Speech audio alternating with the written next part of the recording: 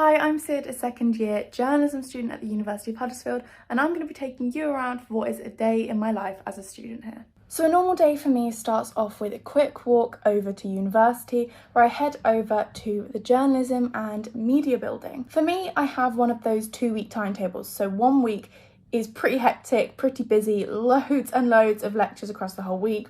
And then the second week is more quiet and is kind of about consolidating the week before in seminars and workshops. This workshop takes place in the news centre where we have state-of-the-art cameras and lights and a little ops room right at the back. This is perfect for learning how to do on-the-sofa stuff, so kind of like the show This Morning and BBC Breakfast, getting to use with having the camera in front of you, the lights, the auto cue. It's really good practice for exactly what the majority of us are wanting to go into presenting. Seeing as a Tuesday is one of my more quieter days, I took it upon myself to head up to the Magistrates Court in Huddersfield. So you go up there, you cannot take any cameras in, but you go in there and you sit right at the back of the court and you basically get to just listen and take notes, and then I come back here and I can write a news story on it. After my workshop is done, it's too early to go home yet, there's still too much of the day left, so I usually make my way over to Student Central, where I head to the student shop, get a few snacks because I'm usually absolutely ravenous by this time,